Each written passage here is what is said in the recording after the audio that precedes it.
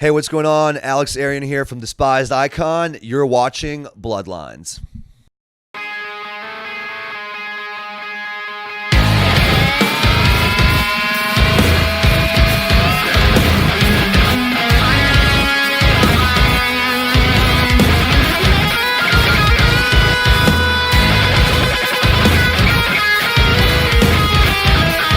Ladies and gentlemen, welcome to a fantastic episode of Bloodlines in this 2020. I hope you had a great holiday season, and I did too, because my very first episode of the year is called A Tale of Two Corys. I'm here with Corey Glover to my left and Corey Pierce to my right. Guys, how the hell are you doing? Good.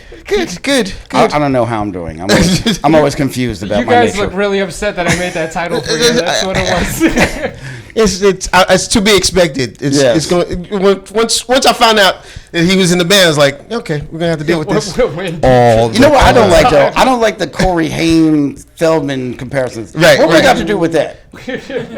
I'm not looking to die or dress like Michael Jackson. Exactly. So, I'm good. Or become a religious cult leader or whatever the fuck he did. What did he do? That Corey Feldman, he became like some kind of religious cult leader. Like He's the one not in the band. He's in like Montana or some shit and got into this religious cult and went crazy. First he got high, real high. Right. And then he found Jesus. You know, that's usually Corey how it goes. Feldman. The Feldman. You know, there was the two that came in the Feldman. Right. And Haim was the one that dressed like Michael Jackson. No, Feldman was the one who dressed like Michael Jackson. Okay, right? then it's the opposite. Right. So Haim was the religious fanatic. And then he became a heroin addict. Then he died. And this is Disciples of Verity. That's what this is. He got fucked up. He was rough. He was rough. I guess they got a little bit too much money too fast. Like that License to Drive movie pushed him over the edge. Oh my god. You knew it was coming from Lucas, basically. Yeah, you know. And he bust them draws on Mercedes Lane and License to Drive. He was like, "That's it. The good life is here." Right. We're over here at the Kingsland in Brooklyn in the staircase right now. And this is going to be a very interesting show. It is the band's debut show in Brooklyn tonight, here on Thursday. And so we're going to start with Corey first, Mr. Glover. Oh, me. Yes. I'm going to have to do it by last name, because this will be a pain. So Disciples of Verity is unlike any project you have undertaken. How has your partnership with Corey Pierce opened a different level of lyricism for you as compared to Living Colour and the Bowie Experience? Well, this is, Did you even understand that I question? did kind of. Just don't worry about it. I got it. I've heard, just trust me. I've done this before. Okay. I won't do it. No, this is I'm itching another scratch. Scratching another itch. I'm speaking English. I am scratching another itch. Like this is all a part of the stuff I enjoy doing and the things I love to be around. And being around Pierce and everybody else in the band and George and Mark and Danny, it's something different, but not foreign to me, because I go to God forbid shows. Well, I don't know why I do, but I do. I go to these shows and go, God damn, I want to do that. I want to do that. That right there. No, I got a chance to with him. Which is weird. So has there been instances where your previous record, Shade with Living Colour, has influenced the lyrical content for this record right now? No, everyone's a different thing. It's always a different sort of approach to it. Okay. And with the Living Colour thing, it's very collaborative and it's very much a group effort. So when I approach the lyrics in Living Colour, I don't want to say in Living Colour, that's a TV show. I don't want to talk about that. The hatred. No, it's a lawsuit. That's what it is. Yeah, that's true. It's a lawsuit. But when I'm doing Living Colour stuff, it's specific to certain things. And particularly with Disciples, you can be very abstract with it. And that's what I enjoy a lot. Has the inclusion of guest musicians like Jeff Loomis and Phil Demmel and others pushed you to come out of a comfort zone? Oh, that's all I'm trying to do. I'm always trying to push the envelope. I'm always trying to move out of what you know me as. I mean, because I'm not going to grow if I'm not moving. If I'm staying stagnant, I'm just not going to grow, and I need to grow. Agreed. Okay. Well, now we're going to grow and move over to the other Corey, Mr. Pierce. So, Corey Glover spoke with Pure Green Audio recently, citing that this is the hardest and most metal record he has ever done. How has this inclusion of emotion and challenge pushed you as a drummer to follow each other's lead and find a unison only you two can mold into your own for this group? Honestly, it's not pushing me to do anything but relax. It just takes a great weight off me because he gets to do a lot of the work, and I can just sit there and do nothing, which is what I enjoy. You know, I can sit back and just chill and just hold it down in the back, and he can just steer the ship, and I can just relax, which is something I never got to do before because I just never had the space. Those gigs. Wow. Yeah, all I did was sweat to death all the time, and I mean, there's a lot of. You know, obviously it's still heavy and there's a lot of, you know, percussive parts and things like that. But having him there and having, you know, great melody and overlying melody that he can carry along with the guitars allows me to just, I don't have to fill up everything. I don't have to play 64th notes on double kicks for 6 minutes all the time. You know what I mean? I can kick it and just relax and just hold down some nice grooves that everybody can enjoy, especially me. Like now I can actually enjoy some things. Not that I enjoy playing fast and direct, but I don't feel like it's something like I'm out to prove like how fast I can play or you know any of now that. You can take your time and enjoy it. Yeah, I get to use skills that I didn't get to apply in Gotford because that's not what it was about. It was about something else different. And now I get to be a little bit more musical in certain parts. I get to hang back and throw in some like kind of funkier grooves and little tastes and flavors from other styles of music that I couldn't really use before, which is fun. It's also because I took such a step away from playing anything heavy just because I felt like when God Forbid was done, I didn't really want to do anything heavy, or at least not rush into anything. Yeah, like that I was was around like 6.5 years ago, 7 years ago. Yeah, I mean, I did a bunch of studio stuff. I did some film and gospel between. stuff, and like I just didn't. I felt like I was really proud of what we did, and I didn't want to taint it by doing something half-assed. Right. You know, so like people were like, the day that like we announced that like the band was over, I didn't know whether to feel flattered by this or angry. Like literally, I posted something on Facebook, and like Messenger blew up. Dudes were like, "Yo, man. Sorry about God Forbid, but we need a drummer. Would you like to go on tour?" I was like, "Yo, that sounds about right." I'm like, "You're not even gonna let the body get cold." Yeah, it's like a sports trade. That's you know, I was like, "Damn," you know. And there was like a lot of weird offers, like dudes trying to get me to do death metal tours and shit. I was like, "Listen, I don't know what you know about me, but I'm not doing no death metal tours. I'm just not doing it." I worked hard enough, and I'm kind of over that. I'm definitely not going to be sitting back there blasting for fucking hours. That's just not going to happen. Yeah, I'm trying to chill. Well, I mean, you have, you know, done at least, you know, 6 records with God Forbid. You know, was this partnership between the two of you a breath of fresh air? Oh, yeah, absolutely. It was so different, and, like, it's easier, too. You know what I mean? It's like, there's no, like, aggression all the time. Like, God Forbid is constant aggression. You know, I like that.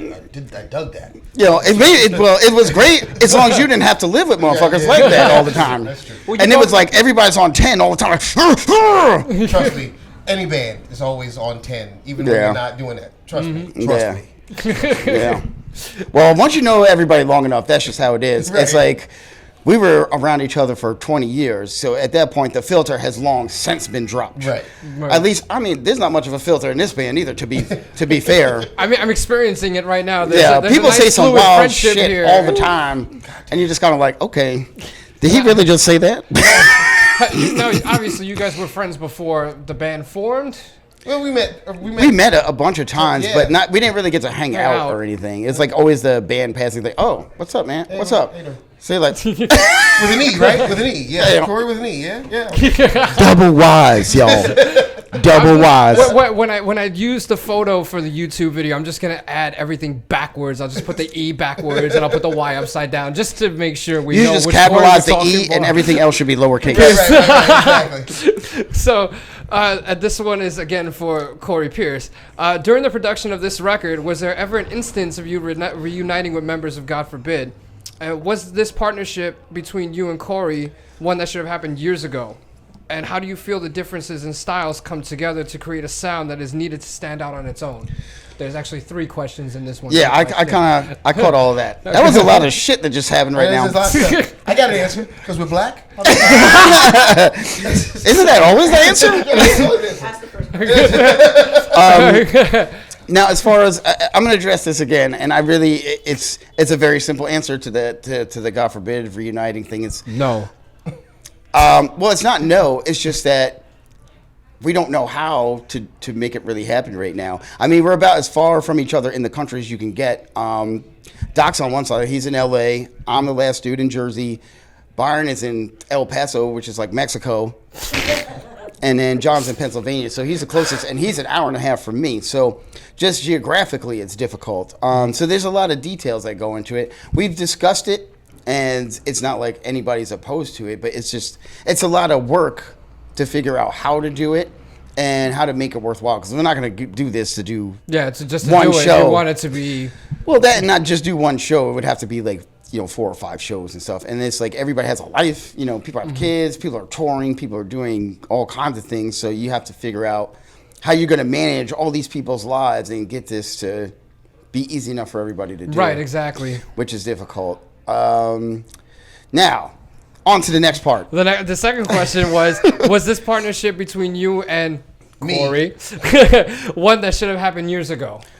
Honestly, I can't answer that question, but I think that things happen organically the way that they're supposed to. As far as this is concerned, especially, I think it's just happened to be the right time. Because obviously I wasn't doing anything like this. He wasn't really doing anything like this.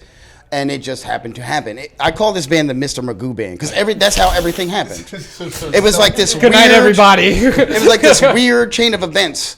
Technically, I wasn't even supposed to be in this band. I was supposed to help finish writing the record and produce the album and go on about my shit. And then you just jumped on it. No, I did. That's not what happened at all. George called me up one day and said, "Hey, can you record these drum tracks?" Like after I helped him arrange stuff, I was like, "Drum tracks for what?" I didn't even know what he was talking about. You got And manipulated. then I went in and I never played the songs before at all. I just went to the studio and just listened to the shit and then just started making up parts on the spot and recorded the shit. And then I thought it was over. Right. And then like a week later, George's like, "Yo, you coming to the photo shoot? Glover's going to be there." I was like, "Photo shoot? For what?" He was like, "For the project you just recorded drums for." It didn't have a name or anything at that point. Like, Right.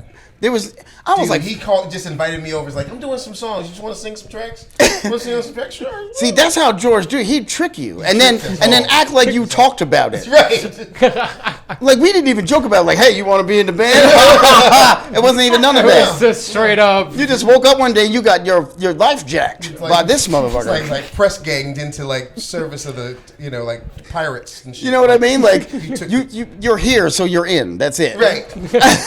You showed up. You showed up for the class. You You're for showed 6 up. months now. That means you want to be in it. Right. God damn. I mean, so besides that, how do your differences in styles come together? This is the last question of the 3 that are in that one big question. How do they come How together? they come to create the sound that's needed to He stand plays the out. drums. I know. And I sing.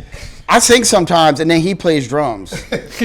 Not really, but I sing sometimes, and nobody hears it. You know what I'm saying? I do that in the shower. Okay, so I don't know what he does in the shower. I don't want to know. You don't hear me play the drums in the shower. It's not a good. No. If he plays drums in the shower, though, I think we should get video of that. I think We have should 2 work that. cameras here. I just think it's just something that just came natural. I didn't really assess it. I don't think that he did. You just kind of listen to each other. Like, there's times where I just listen to him and figure out what the vibe is, and I just go with it. That's it. Right. Right. I don't really question it, because if you overthink it, it's going to be shitty. Do you agree, Mr. Glover? I do. I think that we were brought on for specific reasons, for what we bring to the table. And, we're blaming this all on George Pond, basically. Damn him. He hijacked people's lives. That's what the white man does, though. That's right. That's right. So, we was trying to rally up, Black Lives Matter and all that shit. And George was like, "No, fuck that. We taking it back. Right is white. Oh my God. That's why aspirin works, because it's white." Okay, so we know this is your debut tonight in Brooklyn, but what can we expect for the upcoming months with Disciples? That's very up in the air. I mean, we're going to play some shows. We just don't know what it's going to be. this dude's got to go out and do his thing. So we wanted to get some shows in, and I'm producing a record as soon as these shows are over. Like literally, we're going out to NAMM, and then I got to come back. Oh, and we'll see you there. Produce. All right. Then I'm producing a record. He's going out on Bowie. I don't know what these other cats are gonna be doing. I'm scared to ask, but they ain't gonna hijack your ass. They'll That's for they'll sure. probably hire somebody else and start playing around. I don't know what they're gonna be doing. Church is like a slave catcher. I don't know what the hell he's doing. Corey Feldman's gonna start singing from now on. Well, we already started talking about writing other songs and stuff like that. We have a bunch of riffs and a lot of some stuff that I wrote and me and George wrote together that we want to rearrange, and that takes a lot of time. Well, the new record's coming out this winter. Yeah. Is there a tentative date? Is there a release date for it? Well, I'm not supposed to say that. Okay, so we're gonna leave it in I don't the think air. any of us are supposed to. Yes, there is. There is. It's sometime between now and when it comes out. I was curious because reading up on the group, everything was it's gonna be released this winter, and I'm like, okay. Got a couple more weeks of winter, so You got a couple more months of winter. We're probably gonna have to wait till March then. Hold on. But pretty much, yeah, we are gonna hold on and we're gonna enjoy ourselves tonight here, and that's the way it's gonna be here in Brooklyn, New York. Excellent. And I want to thank both of you, Corey number 1, Corey number 2, Mr. Glover, Why gotta be Mr. number Pierce. 2? Oh, it's age before beauty. Exactly. This is why I waited so long to interview these guys. They're hysterical. Thank you so much for coming on Bloodlines. It's an honor to have both of you under the same banner today. Thank you for having us. Means a lot. And all the best to Disciples of Verity. And may you guys continue to go strong for 2020 and in both of your careers. All right, man. Thank you. No problem. Definitely. I'm Derek Soto. This is Bloodlines here at the Kingsland Staircase, the greatest staircase known to mankind. There's no urine in this one, and we'll take it. I didn't see no rats neither, so I was happy. 2 for 2. Thank you again for watching. Bye-bye.